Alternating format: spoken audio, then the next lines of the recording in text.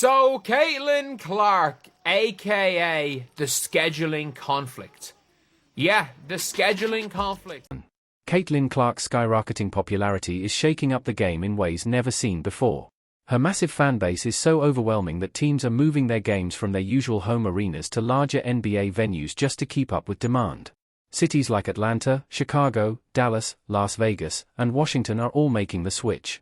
At the same time, Angel Reese, who once called herself the face of women's basketball, is seeing a different reality. While Clark secures 41 nationally televised games, Reese's time in the spotlight seems to be dimming. That Caitlin Clark is that she's getting new arenas, getting moved to new arenas. You've got people saying that they're pushing the fever. Why are they pushing the fever? The rivalry everyone anticipated is evolving into something much bigger than basketball. It's reshaping the entire WNBA. The league is undergoing a massive shift unlike anything seen before. 6 teams have made the unprecedented decision to move their home games to larger NBA arenas specifically for matchups against Caitlin Clark. This isn't just a small change, it's a game-changing moment that's redefining how the WNBA operates. Caitlin Clark is going to spend all of next season playing in NBA arenas. I saw a tweet, and it is the craziest thing, that there are 6 WNBA teams that have moved their games to NBA or NBA size arenas. To put this into perspective, these teams aren't just upgrading to slightly bigger venues, they're moving to massive NBA arenas that hold 3 to 4 times more fans than their usual spaces. The Atlanta Dream is shifting a game to State Farm Arena, home of the Hawks. The Chicago Sky is relocating 2 games to the United Center, where the Bulls play. Even the reigning champions, the Las Vegas Aces, are making the move to T-Mobile Arena for a matchup against Clark. This is a level of demand the league has never seen before. I don't think that's an NBA arena, but obviously ironically, there was actually a scheduling conflict with the 20,000-seater arena in Washington. That was the only actual scheduling conflict. But the Dream move it to an NBA arena, the Aces move it to a much bigger arena, the Mystics move it to a much bigger arena, the Sky do, the Sun do, and the Wings do. You might be saying, oh, what about those other teams? What about those other teams? They all play in NBA arenas. What makes this even more fascinating is that many of these same teams downplayed Caitlin Clark's impact before the draft. Remember when they insisted the league was already growing and didn't need Clark to succeed? Well, their actions now tell a very different story.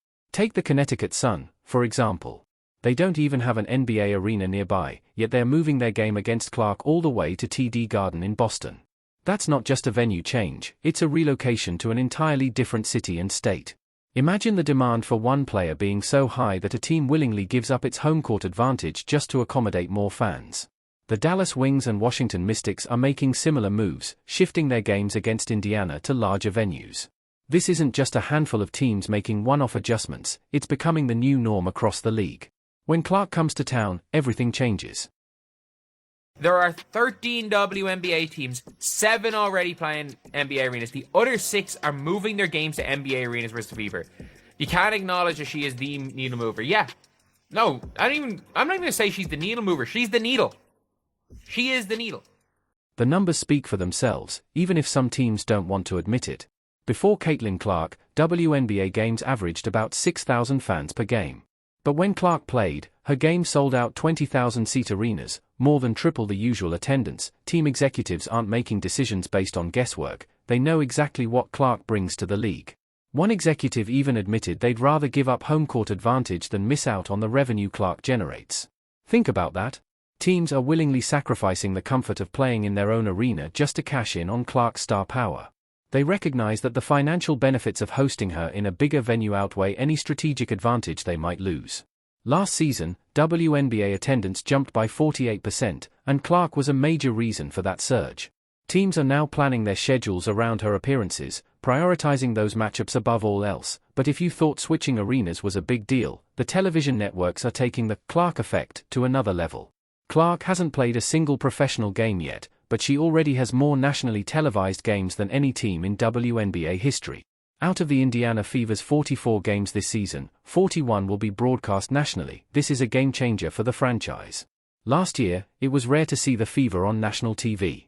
Now, they're everywhere: ABC, CBS, ESPN, and ION.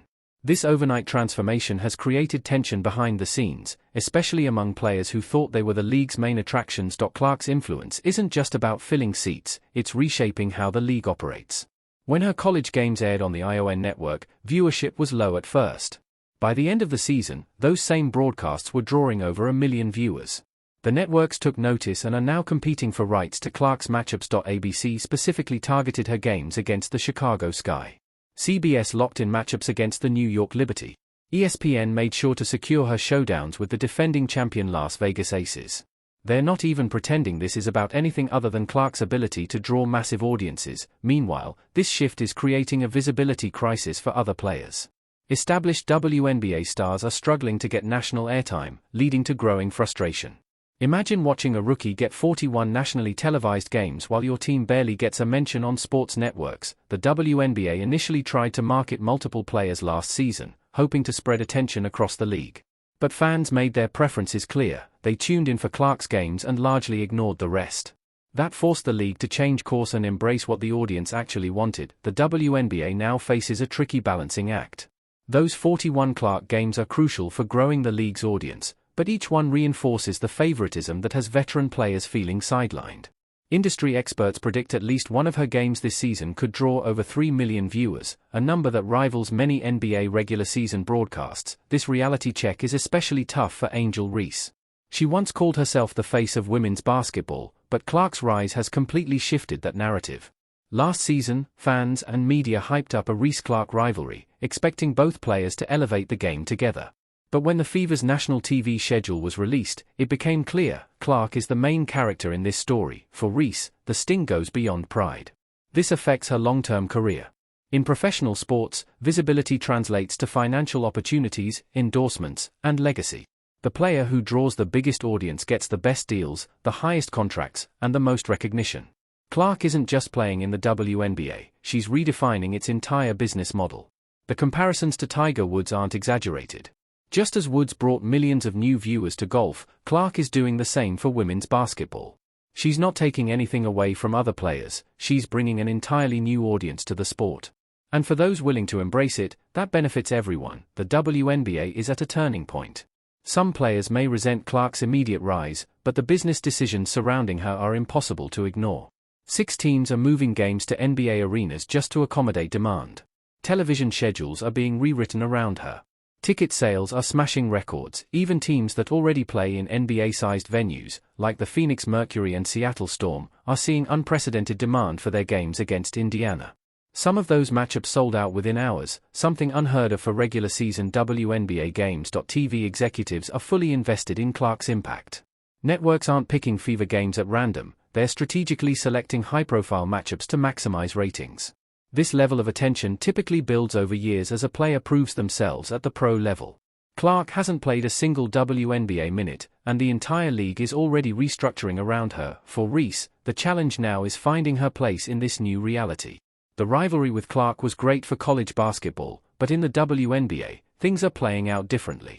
Historically, the best sports rivalries require both players to succeed at a similar level. Magic needed Bird, Ali needed Frazier. If Reese wants to keep that narrative alive, she'll have to prove herself at the professional level. Ironically, Clark's impact benefits every player in the league, including Reese. Higher attendance means more revenue. Increased TV coverage means greater exposure. A bigger fan base means more sponsorship opportunities. If players and teams are smart, they'll use this attention to build their own brands instead of resenting Clark's success. Right now, something extraordinary is happening.